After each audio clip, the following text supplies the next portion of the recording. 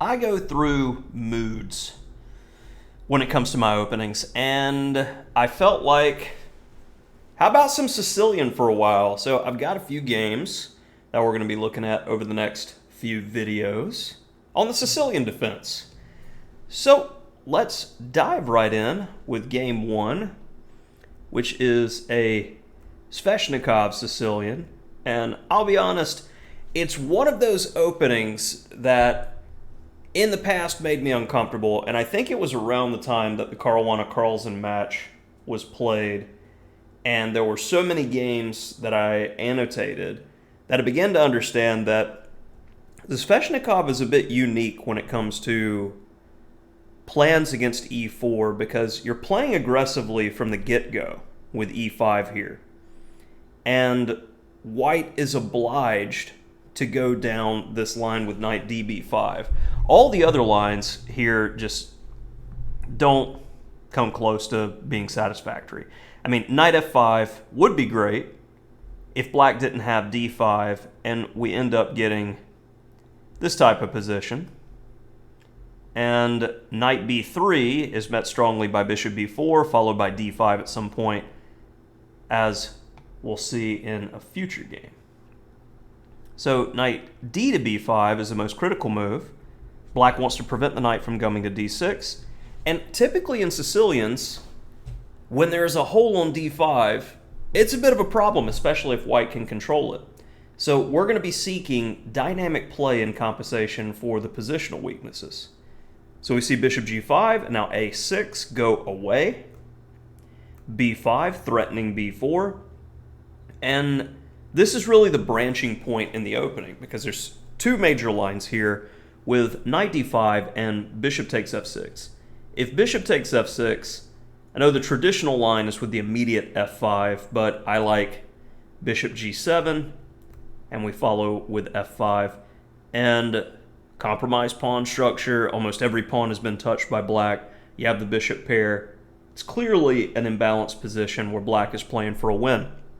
So for uncompromising players, definitely the Sveshnikov is something to look into.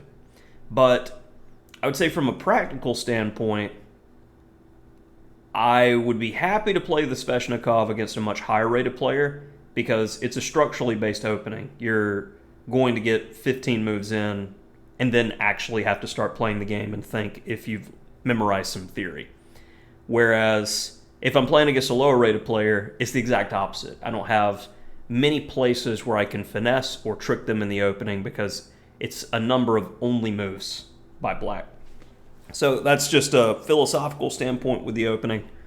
I think I would much prefer going for a Taimanov or something like that from this move order with a lower rated player. But I digress. Knight d5. We need to break this pin.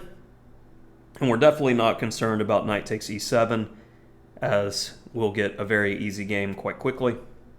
And the typical move is bishop takes, so they have that cemented knight on d5. And in return, we have the bishop pair. So here there is two branches. c3 is the typical move. In this game, my opponent went c4, but this will give you an idea of how the main line is going to look. c3 is played just to get some control over key squares, and this knight is looking for the ability to come back around in order to protect its twin. And we start playing against that idea.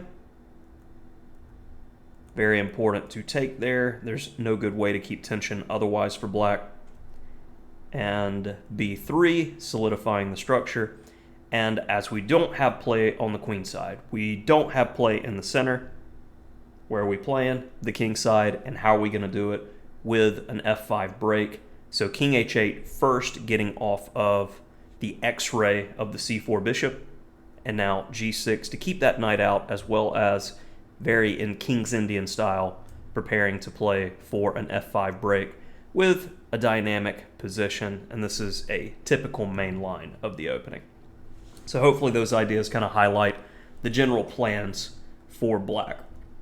So c4 was played, and this gives us the option to play b4. And I want to always be mindful of jumping into d4 with this knight at the right moment. So keep that in mind, but immediately we have the problem with the b pawn, so rook b8.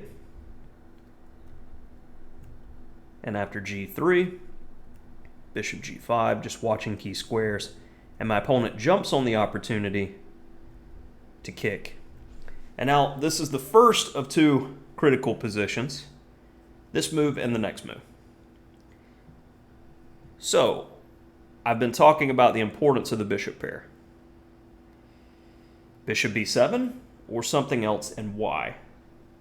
Well, bishop b7 looks like we're going to have some potential problems on b4, but maybe it just works out. But white, of course, doesn't even need to capture on b4. He can just leave your bishop silly on b7 forever. Well, what's white's major plus in this position? The knight on d5. So best is bishop e6. Whereas if you want to get my bishop pair, I am going to get compensation in return. As you capture, I take back with a pawn. It forces your knight off that fantastic square. It opens up the f-file for my use. And maybe I dream in the future of playing a d5 break. So, white should play king f1, which has been seen in a high-level game from 2022. We got a5 to solidify the structure. And I really like this example game by black. Rook b7, staying flexible. And now we want to improve the worst placed piece, the knight. And he's angling for that beautiful c5 square. Oh, you're pressuring our pawn? Okay, we'll get rid of that guy, and then no problems. Strength of that rook b7 move earlier. And black has one weakness, and one weakness is not enough. Now black's starting to generate some counterplay in typical fashion with that Sveshnikov break. And we've got a knight versus bishop situation, and everything just comes together. And black gets the win quite quickly here. So in my game, g4 was played. And I had that Gandalf, I have no memory of this moment. What's the problem? Well, you're going to play g5 and trap my bishop. It's like, I don't like that. So I could play g6 to protect the bishop, or you should always be thinking in an aggressive or offensive mindset first, and only then think defense. I go, well, what's wrong with taking this pawn and just stopping g5 that way? Absolutely nothing is wrong with it. And now black is completely winning. White's king won't ever find safety. And that's all it takes sometimes. Just one hiccup. You're trying to play too aggressive, and now it's going to completely fall apart. So let's see how the rest of this game went. Well, I don't want him to get the f5 square without a fight, so nope, can't have that. And now, I said we always need to be mindful and watch for our opportunity to drop that knight into d4. Queen g5. You know, I just really don't like that knight there. And we've got a knight versus bishop game. Now, we need to be a little bit critical here, because it's very easy to make a move like knight takes f5, for instance. But my knight is better than the bishop. That knight, you don't get knights in chess much better than this knight on d4. So I'm going to let him sit there. Again, not playing on the queen side, not playing in the center. So where's optimal play? King side again, g6, pressuring the pawn structure. Break that pin. And after f3, space left behind. The pawn was defending a key square, but now I seize the opportunity to drop in. Now, how should we continue? How can you press the attack? Because the only thing that's missing here is getting our rooks somehow active into the position. Break it open. Well, the engine immediately finds h5. And if you said that, good on you. I played rook h8 first with the idea of h5, just preparing it a little bit more because I felt that there was nothing that white could do. And objectively, there's really nothing he can do to prevent the idea. So I was on track, but my idea is not to take on h5. It was to compromise the pawn structure so I can take on f5.